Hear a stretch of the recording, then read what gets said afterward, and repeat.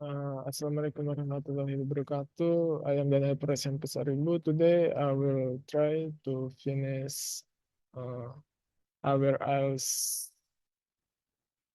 from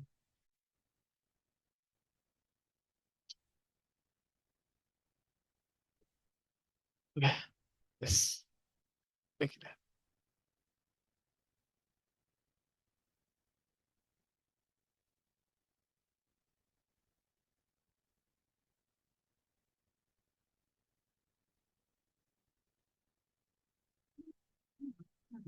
By University of Cambridge equal examination, published by Cambridge University Press. This recording is CD1. This one. You will hear a number of different recordings, and you will have to answer questions on what you hear. There will be time for you to read the instructions and questions, and you will have a chance to check your work. All the recordings will be played once only. The test is in at the end of the test, you will be given 2 minutes to transfer your answers to the machine. No time for questions.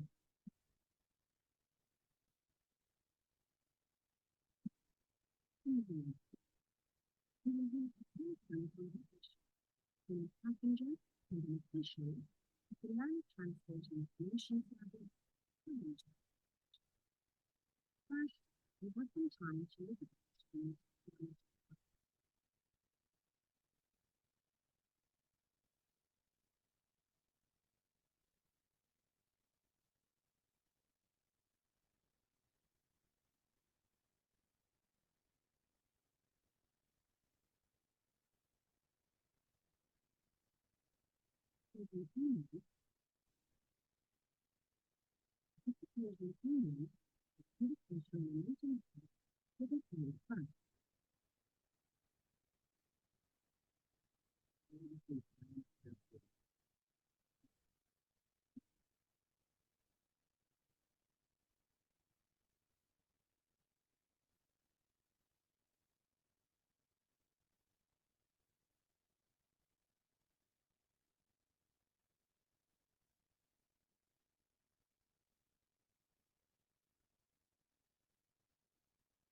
Mar,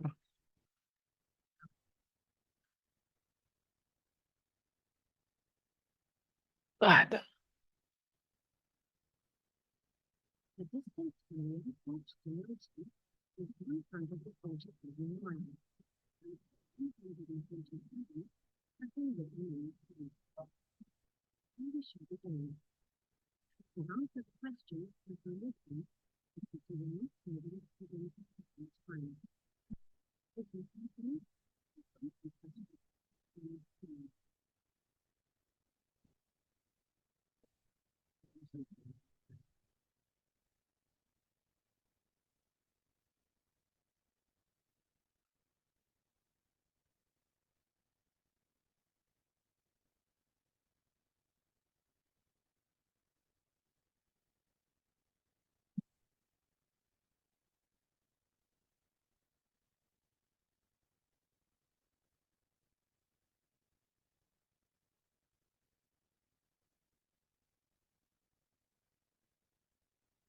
Is 4 hours by road.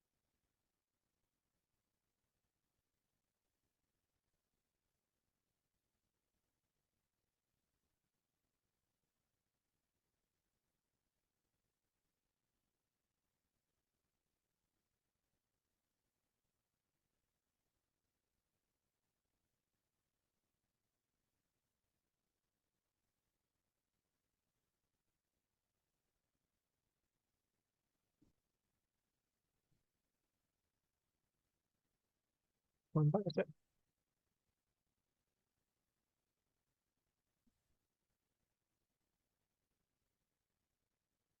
6 to 10.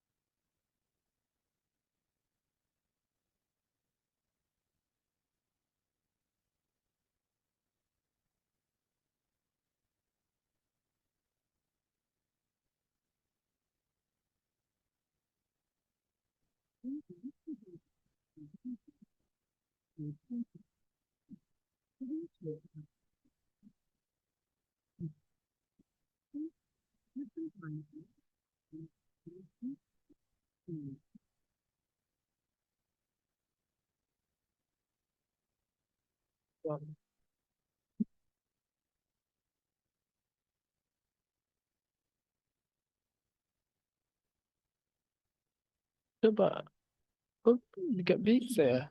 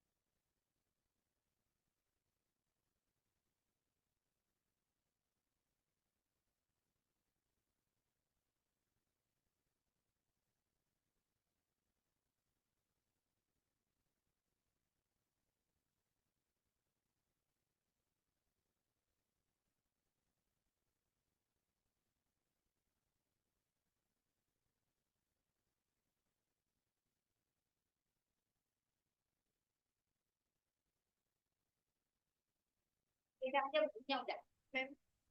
Nggak bisa di record. Nah,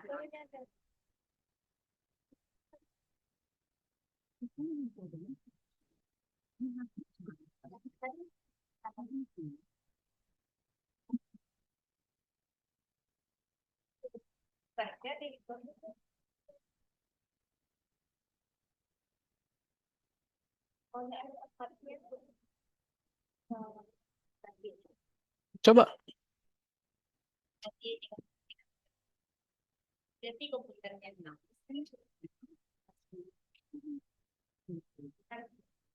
Jadi tadi audionya doang. Ya, untuk sementara itu aja dulu nanti jadi semuanya.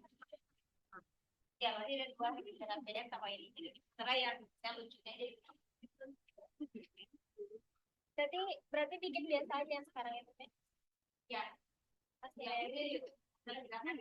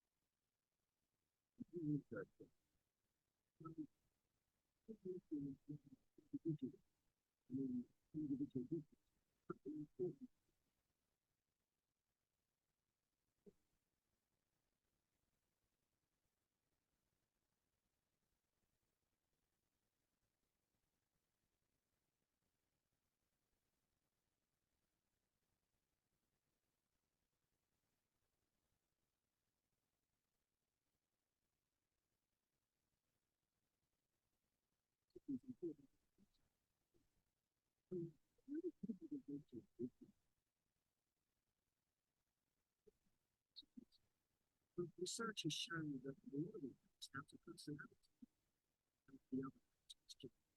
It's a well-known fact that women do lots of things with different ways. This is if you look at the effects of the very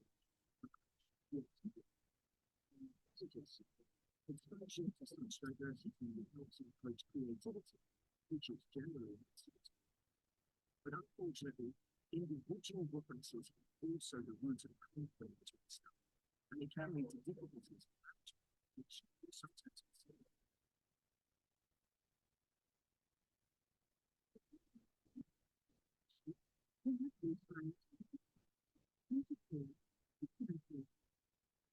For the 13.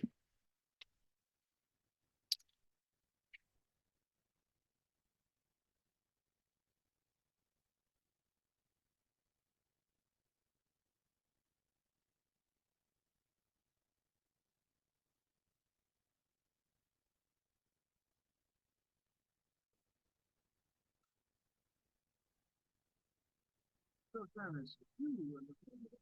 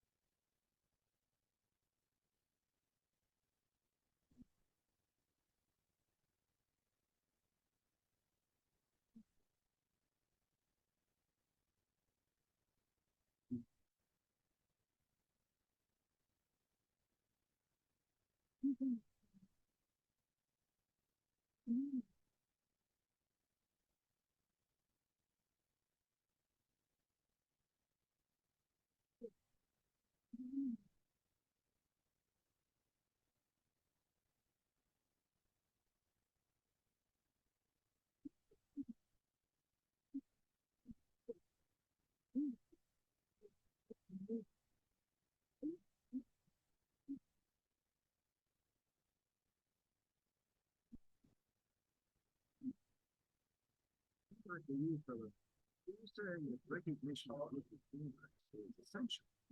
And what you should have, well, reaching people to not only understand, but also recognize the nature of the organization. In fact, some of us creativity and individuality is a list of managing people isn't easy at first. It's changing the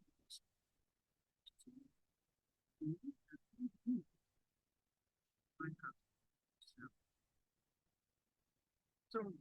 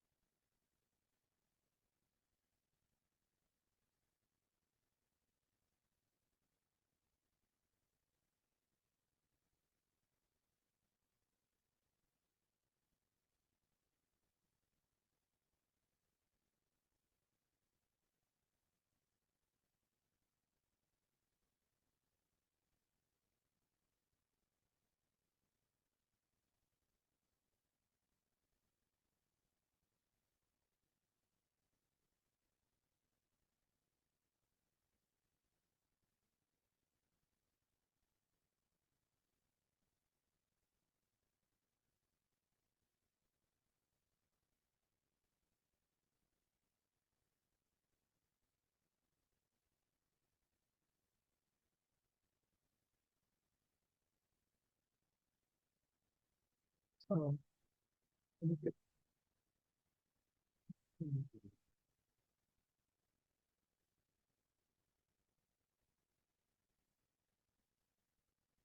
Arts.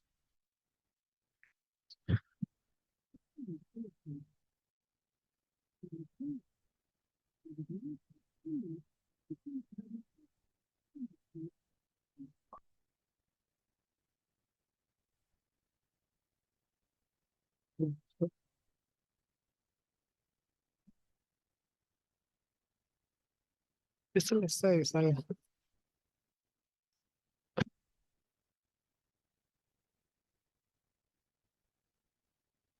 Okay, guys, I think it's all, and this is all I got. If you thank you.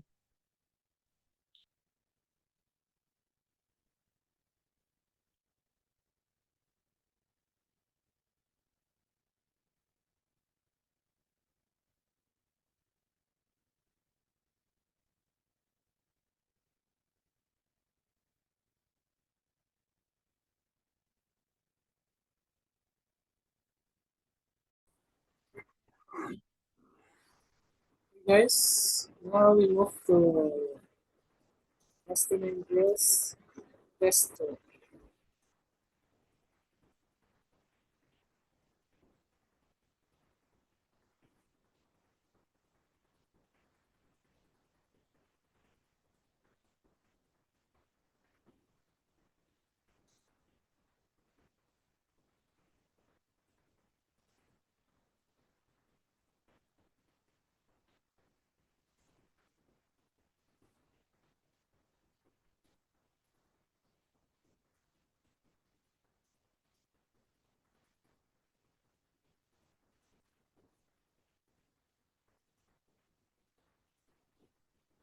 Cambridge Ielts 7 by University of Cambridge ESOL examinations.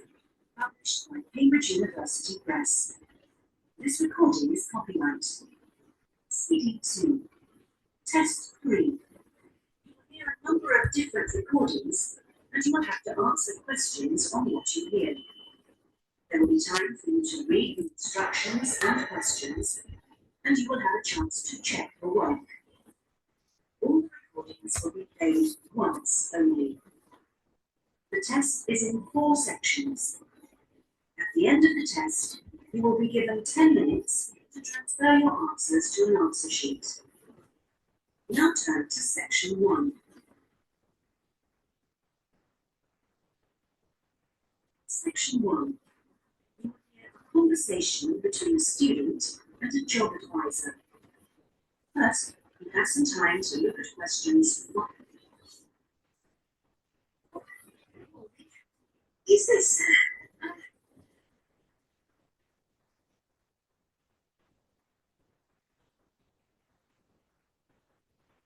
You will see that there is an example that has been done for you. On this occasion only, the conversation relating to this will be played first. Good morning. Good morning. Is this room number 26? Yes, that's right. So, is this the student job centre? It certainly is. Actually, I need a job. A part-time.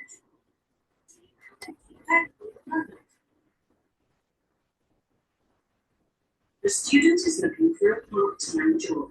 So, part-time has been written in the space. Now we shall begin.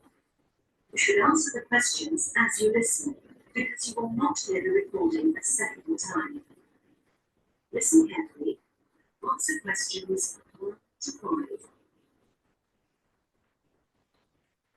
Good morning. Is this room number 26? Yes, that's right. So, is this the student job centre? It certainly is. Job. A part-time. Yes, I will register. The service is only available to full-time. Yes.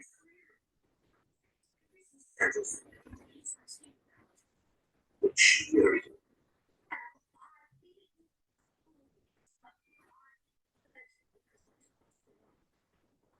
Well,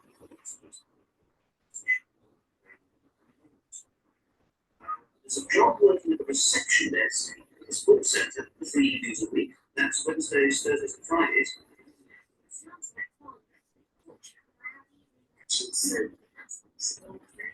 Is there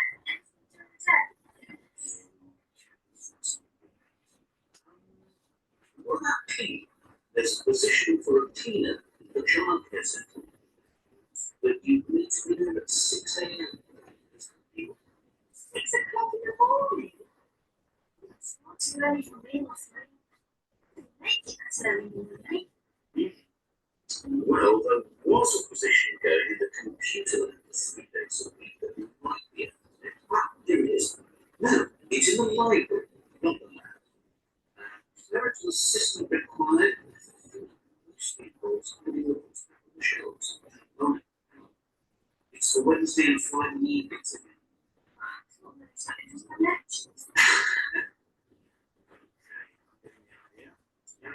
Look, I've just had a few details from you anyway, and then you can check through the list and see what things are.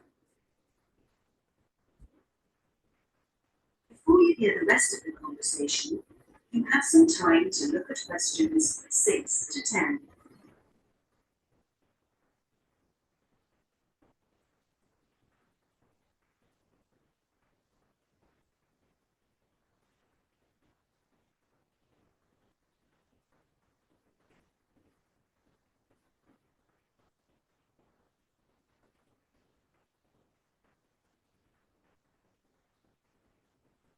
Now listen and answer questions 6 to 10. We'll fill the personal details on this application form first, if that's okay. Yes. Now, what's your name again? Anita. That's N-E-W. And the address it. I'm one of the most residents postgraduate students. You know, international house. Oh, what's your middle name? B569. No, sorry, B659. Do you have any other skills, typing, languages, or something? No, I speak some Japanese.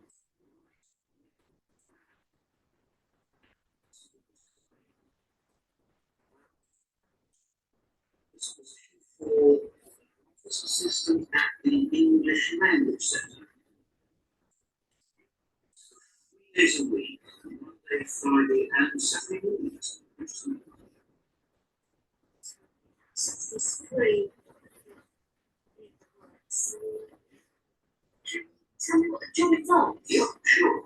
It says here that you're required to deal with student inquiries and answer the phone. Sure, handle that. Well, would you like me to arrange an interview for you? Say Friday morning around 10? Later. Do it 10. No problem. How about 11:30? Hope it works out for you, Peter. So that's all. That is the end of section 1. You now have half a minute to check your answers.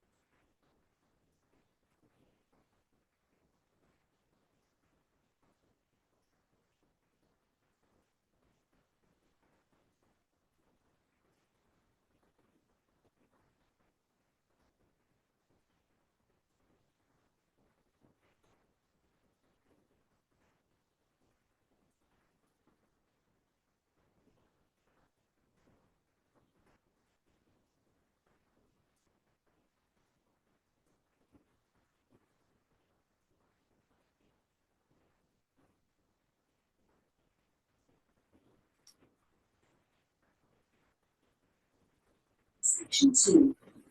You will hear a talk given by a group offering a walking holiday to raise money for charity. First, you have some time to look at questions 11 to 16.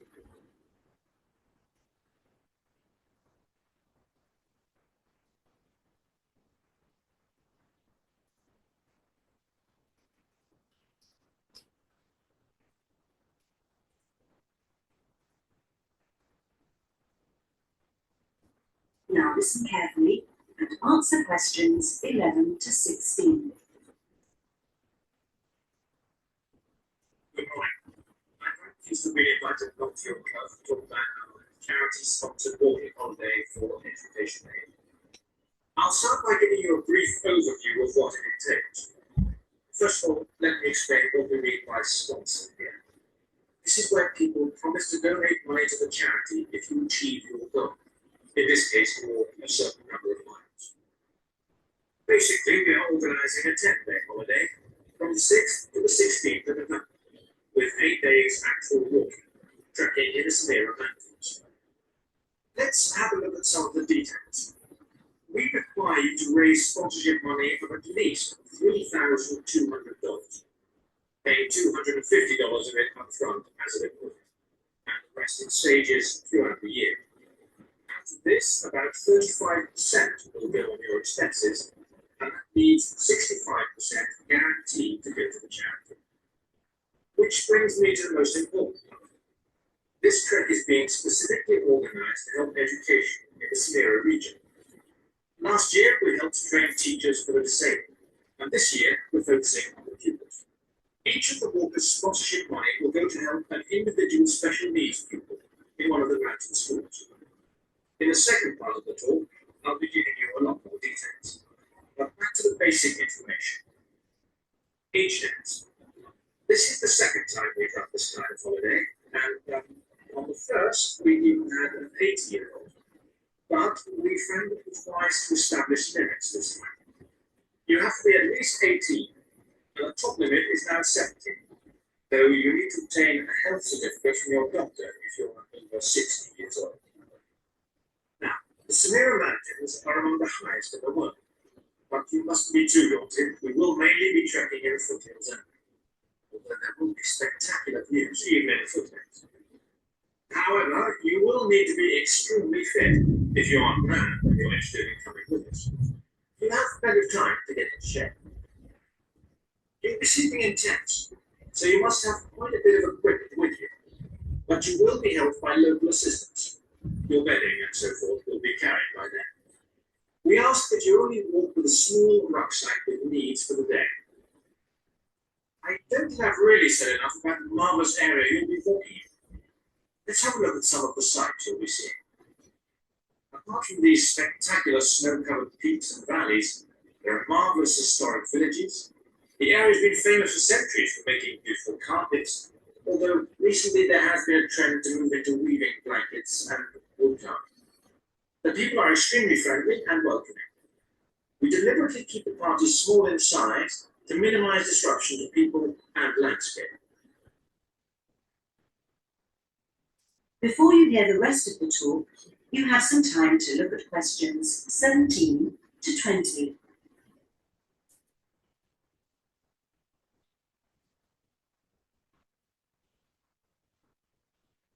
To 20. I hope that there are still some people interested. I will be distributing leaflets at the end where you can find out more information. But just for the moment, I'll outline the itinerary, the main high points of the holiday. Obviously, you'll start by flying out to Kishvar, the capital city, on day 1. After a couple of days to acclimatise yourself, we'll start the trek on day 3, walking through the enormous Katiba forest, which will take the whole of the day.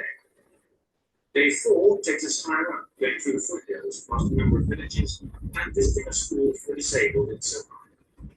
Then you have a rest day, that's day 5, before going to the spectacular Chumi temple, with 12th century carvings, set in a small forest by a lake, and it's day 6, the highlight. We stay near there for day 7, because then comes the hardest day, walking through very mountainous country, culminating a swim in Pate Falls. It is the highest one. Day 9 is much easier, with part of the day spent in a village where they make some of the gorgeous red blankets. Then back down to Kishtar and the journey home. So, you can see it's a pretty packed time. That is the end of section 2. You now have half a minute to check your answers.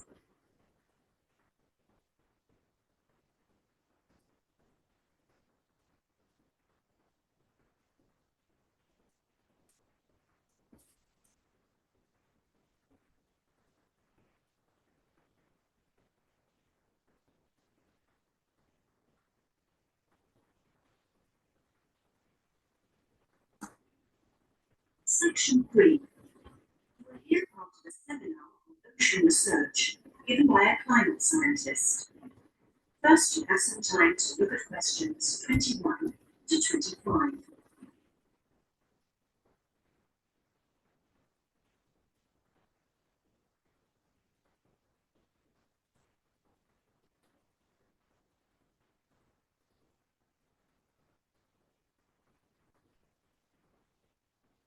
Thanks to all of you. Now listen carefully and answer questions 21 to 25. Thanks to all of you for coming along today to hear about how the robotic float project is helping with ocean research. Well, first of all, we'll look at what a robotic float does and its use. So let's start with the device itself. It looks a bit like a cigar, and it's about 1.5 meters long.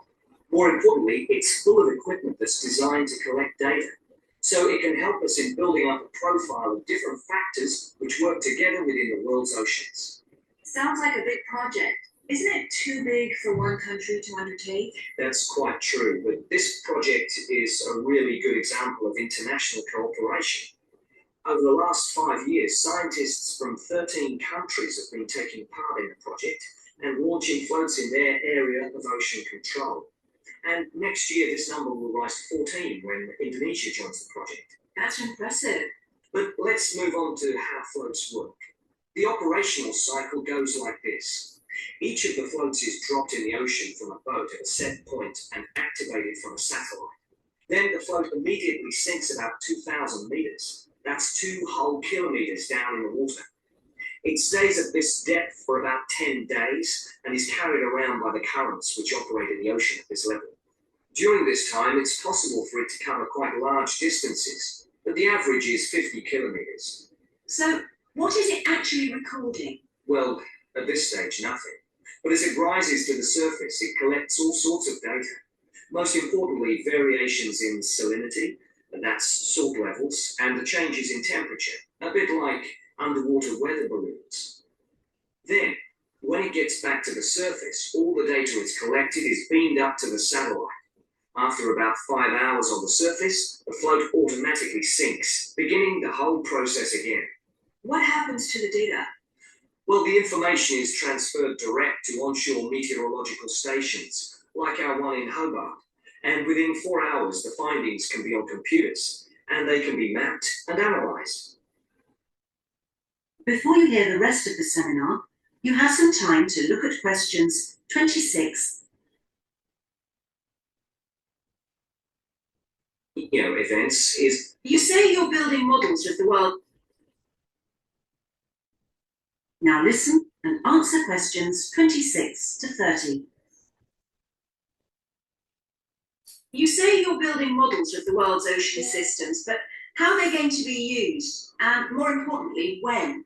Some of the data has already helped in completing projects. For example,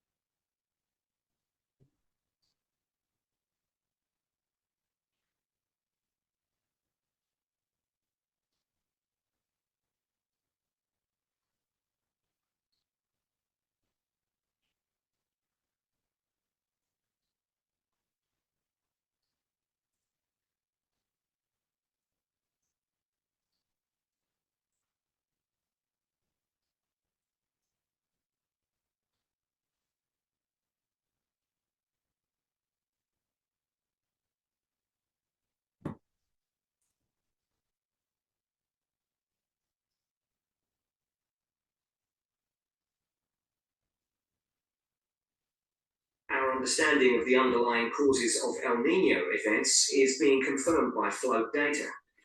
Another way we're using float data is to help us to understand the mechanics of climate change, like global warming and ozone depletion. That's part of an ongoing variability study, but the results are still a long way off.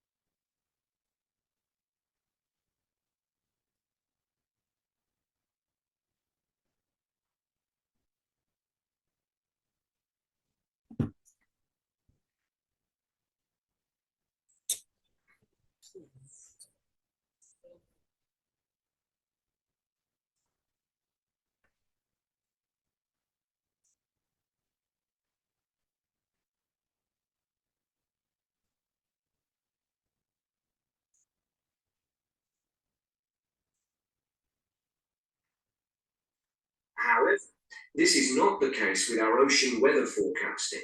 Because we know from the floats what the prevailing weather conditions will be in certain parts of the ocean, we can advise the Navy on search and rescue missions. That's happening right now, and many yachtsmen owe their lives to the success of this project. In addition, the float data can help us to look at the biological implications of ocean processes. Would that help with preserving fish stocks? Yes, and advising governments on fisheries legislation. We're well on the way to completing a project on this. We hope it will help to bring about more sustainable fishing practices. We'll be seeing the results of that quite soon. It sounds like the data from floats has lots of applications. Yes, it does. It's also a powerful agricultural tool. If we were aware of what the weather would be like, say, next year, we could make sure that the farmers planted appropriate grain varieties to produce the best yield from the available rainfall. That sounds a bit like science fiction, especially when now we can't even tell them when a drought will break. I agree that this concept is still a long way in the future, but it will come eventually, and the float data will have made a contribution. That is the end of section 3. You now have half a minute to check your answers.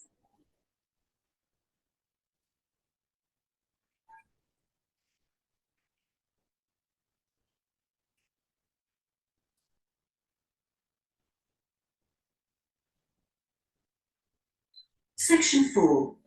You will hear part of a lecture about hotels and the tourist industry.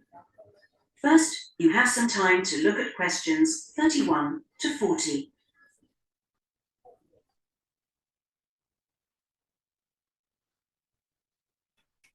Good morning, everyone.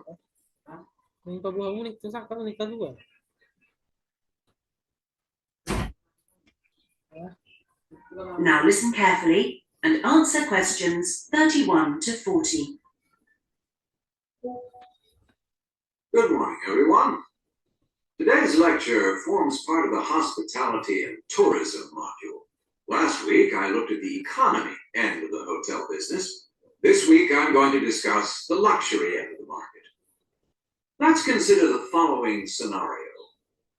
You wake up in the middle of the night in a strange hotel miles away from home, disoriented most probably from jet lag, when even the most expensive surroundings can seem empty and dispiriting. You have paid a great deal of money to stay in this first-class hotel with its contemporary technology. But according to recent research carried out by an international travel and public relations company, all is not well. The research suggests that even the most opulent, luxurious hotels seem to have underestimated the most basic needs of their customers, be they traveling for work or pleasure. The need to feel at home in surroundings which are both familiar and inviting. Do these findings, however, apply only to hotels situated in particular areas? Is it possible that the external environment can affect a guest's well-being? The company's research covered a whole range of different hotel types, both independent hotels and those which are part of large chains.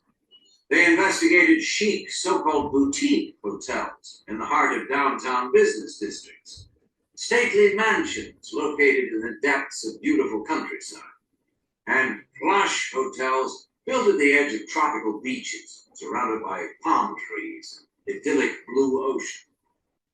And the research concluded that what was outside the hotel building simply didn't matter. This is a fascinating revelation, and those of you hoping to move into careers in the travel and leisure industry would be well advised to look at the findings in more detail. But back to the main point of this lecture, the need to feel at home. What can the hotel industry do about it? And is the very idea so subjective that it's impossible to do anything about it on a global basis?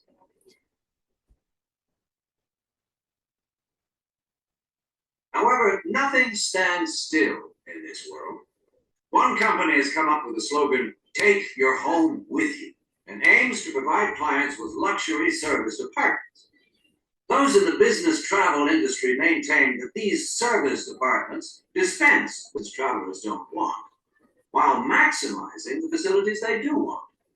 For example, not only sleeping and living accommodation, but also a sleek modern kitchen that allows guests to cook and entertain if they wish, at no additional cost. The attractions of such facilities are obvious, and it'll be interesting to see whether the company manages to establish a trend all over the world and make a lasting impact on the luxury accommodation market. Now, finally, I want to consider the psychology underpinning the traditional holiday hotel industry. As a hotelier, how do you go about attracting people to give up the security of their own home and entrust themselves to staying in a completely strange place and sleeping in an unfamiliar bed? Firstly, hotels exploit people's need to escape the predictability of their everyday lives. For a few days, people can pretend they are free of responsibilities and can indulge themselves. Secondly, there is something very powerful in our need to be pampered and looked after. It's almost as if we returned to being a baby when everything was done for us and we felt safe and secure. And not far removed from this is the pleasure in being spoilt and given little treats, like the minuscule bottles of shampoo, tiny bars of soap, the chocolate on your pillow at night. We actually forget that we are paying for it all. Next week, I'm going to look at eco-hotels, a fairly new phenomenon, but increasingly popular. That is the end of section 4. You now have half a minute to check your answers.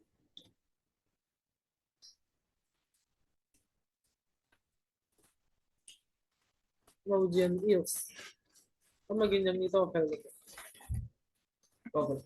Bikin yang TOEFL sih TOEFL kan.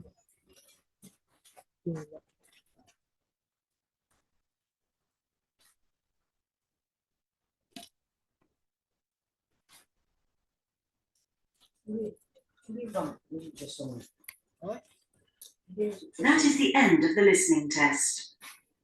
In the Ielts test, you would now have... Guys, this all I got from listening else tester. Can you say?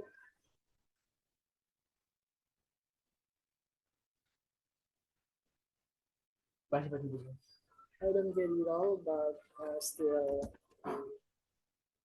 got enough what I got.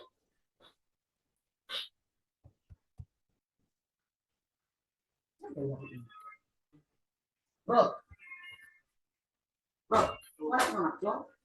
Did you wear this? Did you wear this? Right.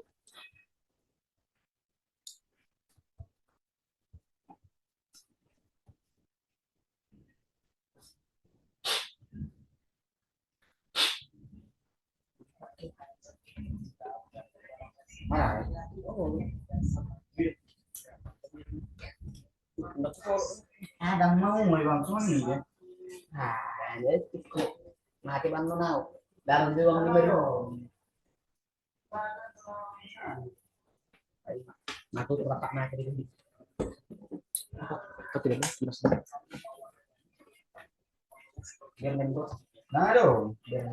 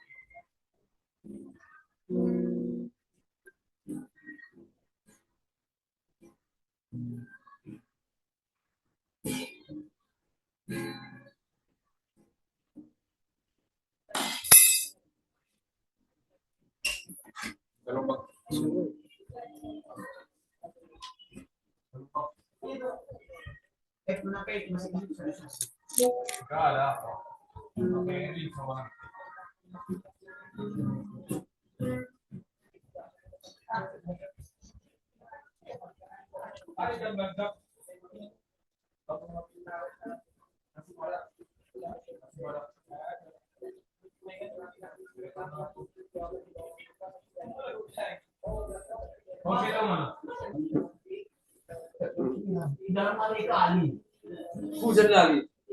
Mungkin tuh di atasnya.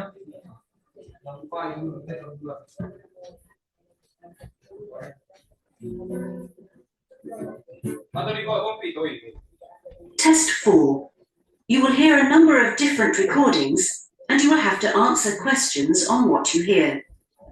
There will be time for you to read the instructions and questions and you will have a chance to check your work. All the recordings will be played once only. The test is in 4 sections. At the end of the test, you will be given 10 minutes to transfer your answers to an answer sheet. Now turn to section 1.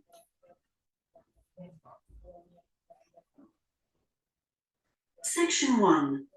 You will hear a student talking to a housing officer about living with a homestay family. First, you have some time to look at questions 1 to 6.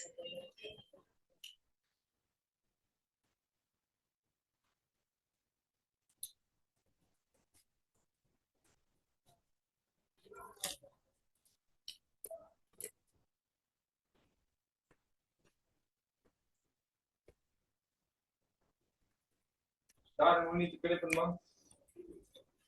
Well, kapag makan kayo. You will see that there is an example that has been done for you.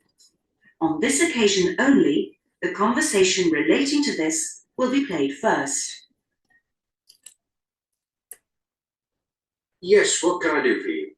My friend is in homestay, and she really enjoys it. So I'd like to join a family as well. Okay, so let me get some details. What's your name? My name is Keiko Yuchini. Could you spell your family name for me? It's Yuchini. That's Yuichini.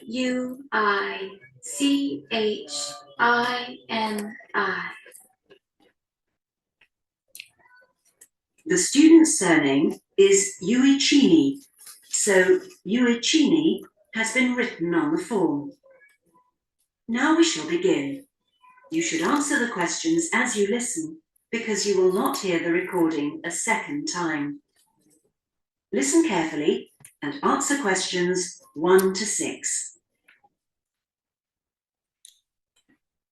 Yes, what can I do for you? My friend is in homestay, and she really enjoys it. So I'd like to join a family as well.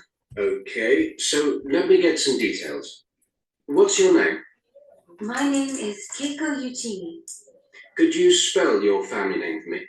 It's Yuchini. That's Yuichini.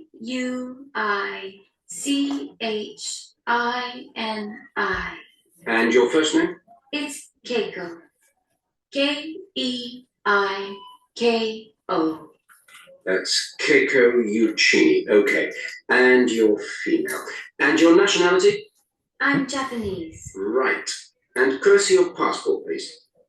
Here it is. Okay, your passport number is JO6337. And you're how old? I'm 28 years old. Now, you live at one of the colleges. Which one? Willow College, room 21C. Right, 21C Willow College. And how long are you planning on staying with Homestay? About 4 months. Longer if I like it. And what course are you enrolled in? Well, I've enrolled for 20 weeks in the Advanced English Studies because I need help with my writing.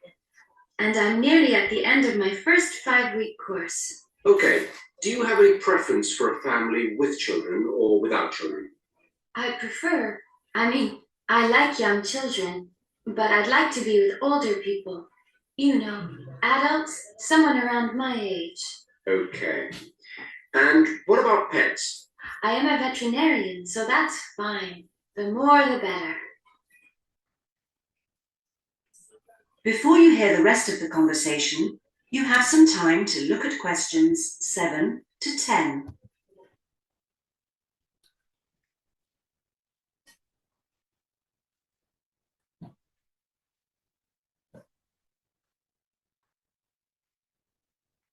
Now, what about you? Now listen and answer questions 7 to 10. All right. Now, what about you? Are you a vegetarian or do you have any special food requirements? No, I am not a vegetarian, but I don't eat a lot of meat. I really like seafood. And what are your hobbies? I like reading and going to the movies. Do you play any sports? Yes, I joined the handball team, but I didn't like that, so I stopped playing. Now I play tennis on the weekend with my friends. All right. Let's see. Name, age, now the location. Are you familiar with the public transport system? No, I'm not really because I have been living on campus. I've been to the city a few times on the bus, but they are always late. What about the trains? I like catching the train. They are much faster. Now, let me go check on the computer and see who I've got. Listen, leave it with me. I'll check my records and I'll give you details this afternoon. Thank you for helping me. It's a pleasure. Bye. Bye. That is the end of section 1. You now have half a minute to check your answers.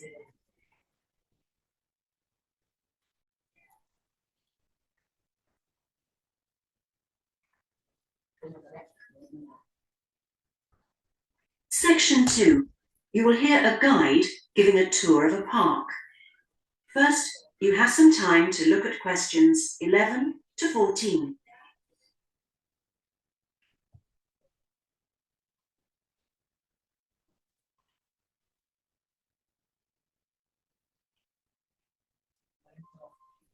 Good.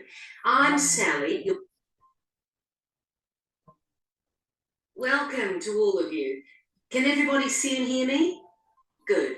I'm Sally, your guide for this tour of the Bicentennial Park. I hope that you're all wearing your most comfortable shoes and that you can keep up the pace. So, let's get underway on our tour around this wonderful park. I'll start today with some general background information. There used to be a lot of factories in this area until the 1960s. Creating the park required the demolition of lots of derelict buildings on the site. So most of the exciting park space all around you was originally warehouses and storehouses. The idea of building a public park here was first discussed when a property developer proposed a high-rise housing development, but the local community wasn't happy. If the land was to be cleaned up, they wanted to use the site for recreation. Residents wanted open space for outdoor activities rather than housing or even an indoor sports complex. Now, to the Bicentennial Park itself. It has two areas, a nature reserve and a formal park with man-made features and gardens. The tall blue and white building in front of us is called the Tower and is the centre point for the formal gardens. It stands 12 metres high, so follow me up the stairs to where we can take advantage of the fantastic views. Before you hear the rest of the tour, you have some time to look at questions 15 to 20.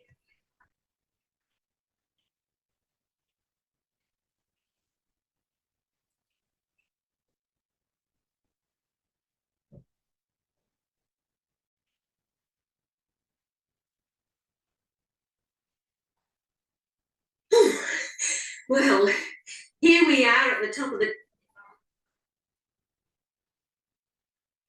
Now listen and answer questions 15 to 20. Well, here we are at the top of the tower, and we're going to look at the view from each direction. Out to the east, the large buildings about 1 kilometre away are on the Olympic side.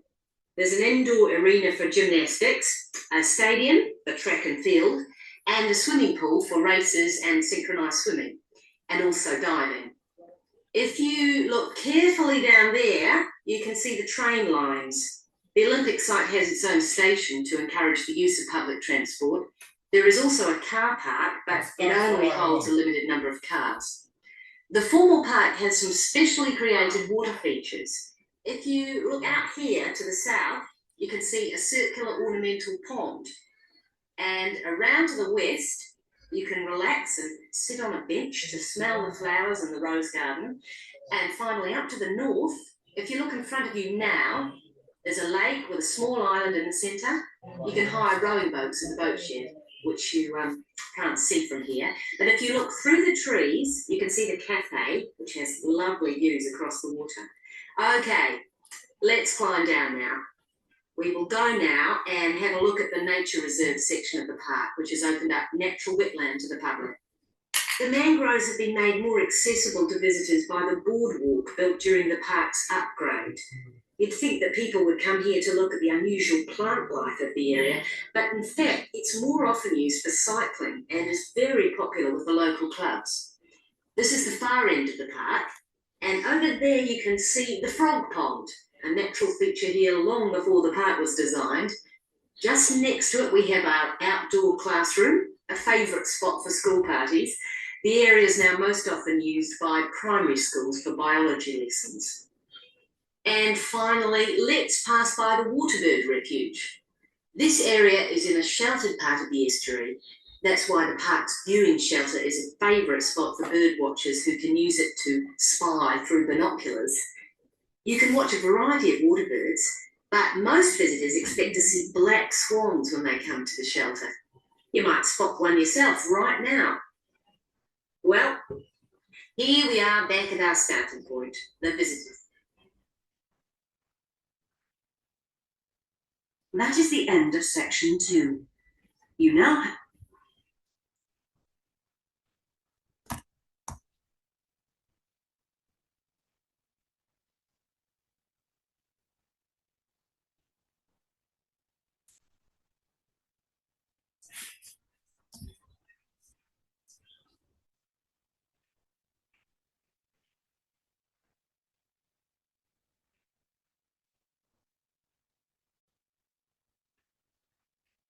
Section 3. You will hear 2 students discussing a geography presentation they're going to give. First, you have some time to look at questions 21 to 26.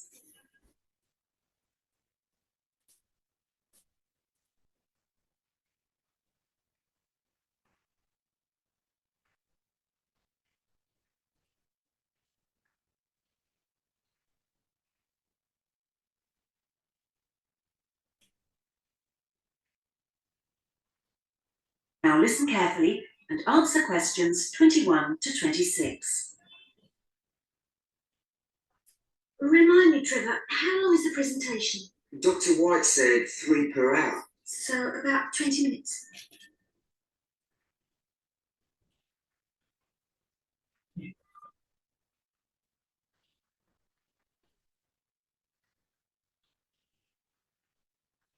Well, it'll be 15 minutes per presentation. And 5 minutes for questions? And is this one going to be assessed? No, not this time round, because it's the first one, you know. Oh, good news. Well, Trevor, what are we going to include? Well, do you think we ought to give some historical background? Oh, no, definitely not. We won't have time. Okay, but I think we ought to say something about the geographical location, because not a lot of people know where the islands are. Yes, okay. I'll take notes, shall I? Yeah, that'd be a help. So, geographical location? Then we ought to give an overview of the whole education system. Shouldn't we say something about the economy? You know, agricultural produce, minerals and so forth? Well, Dr. White said we shouldn't go into that sort of detail. But it's pretty important when you think about it. You know, because it does influence the education system. Look, let's think about that one later, shall we? Let's see how we do for time. Okay, so general overview of education. Of course. And then the role of English language. No, that goes in the language policy seminar, don't you remember? Are you sure? Positive. All right. So those are the topics we're going to be covering. Before you hear the rest of the discussion, you have some time to look at questions 27 to 30.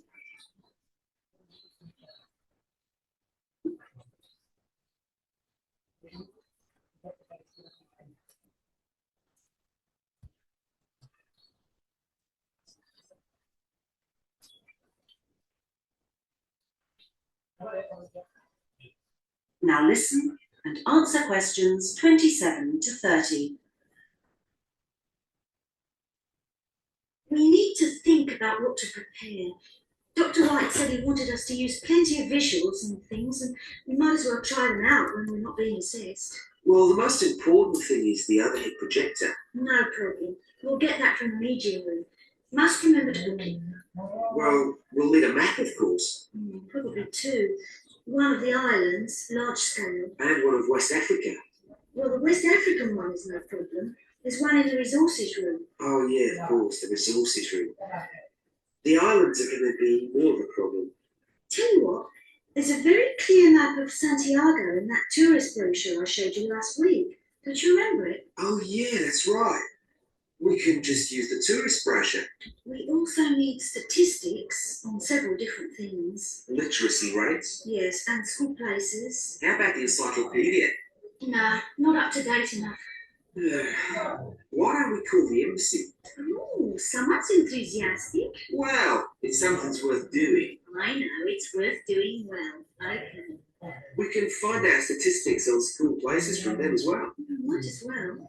Look, Julie, it's almost time for our tutorials. We can meet again on Monday, but we need to prepare some stuff before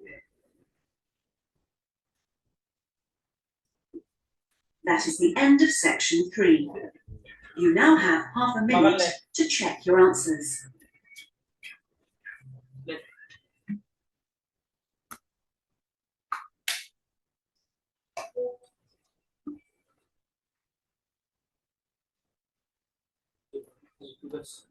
Ini kita sudah tiga. Anjay, menyala kepala.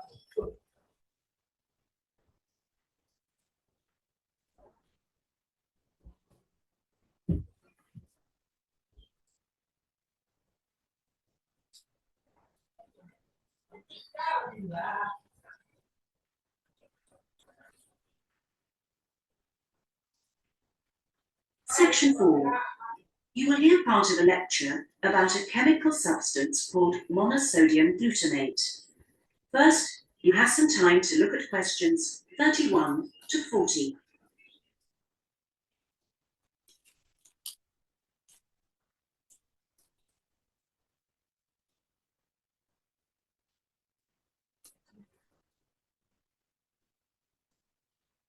Tanggal 6 Lestari apa ya?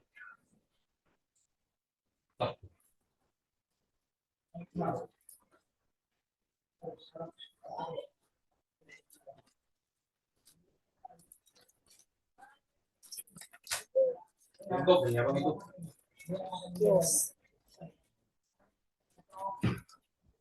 TOEFL itu untuk American country, IELTS itu untuk British country.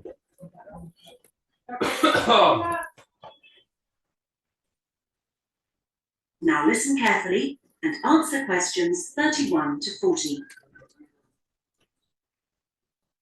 In today's lecture, I'm going to talk about monosodium glutamate, or MSG as it's more commonly known. Now, MSG, as you probably know, is a flavor enhancer, which is used particularly in Chinese and Japanese cooking. Today, I'm going to explore why it is so popular in these cuisines, and more importantly, how does it enhance the flavor of food? The main reason why MSG is more commonly used in Japanese meals is tradition. For many thousands of years, the Japanese have incorporated a type of seaweed known as kombu in their cooking, as they discovered it had the ability to make food taste better. But it wasn't until 1908 that the ingredient in kombu, which was responsible for the improvement in flavor, was actually discovered to be glutamate by scientists working there. From 1908 until 1956, glutamate was produced commercially in Japan by a very slow and expensive means of extraction. It was in 1956 that the speed of the process was improved and industrial production increased dramatically and still continues to increase to this day. In fact, hundreds of thousands of tons of MSG are produced all over the world today. So what exactly is MSG? Well, monosodium glutamate contains 78.2% glutamate, 12.2% sodium, and 9.6% water. Glutamate is an amino acid that can be found naturally in all protein-containing foods. So this includes foods such as meat and cheese. It is widely known that Chinese and Japanese food contains MSG, but many people don't seem to be aware that it is also used in foods in other parts of the world. For example, it is found in commercially made Italian pizzas, in American fast food, and in Britain, MSG is used in things like potato crisps. So, how exactly does MSG work? Well, in the Western world, we commonly talk of 4 tastes, and I'm sure you're all familiar with the concepts of sweet, sour, bitter, and salt. Well, in 1908, Hikunae Ikeda identified a 5th taste, and it is thought that MSG intensifies this naturally occurring taste in some food. It does make perfect evolutionary sense that we should have the ability to detect or taste glutamate because it is the amino acid which is most common in natural foods.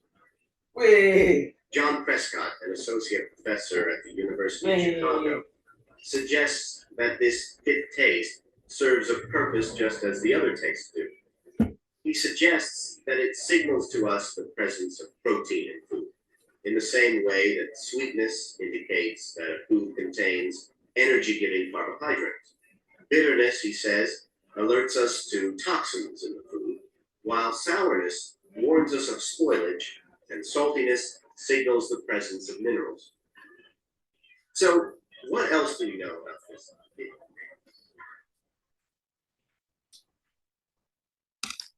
That is the end of section 4. You now have half a minute to check your answers. I guess I think it's all. This is my last test for Ielts test. I'm not gonna get it all, but I still feel proud for myself because it's my first experience try this Ielts test. And see you guys.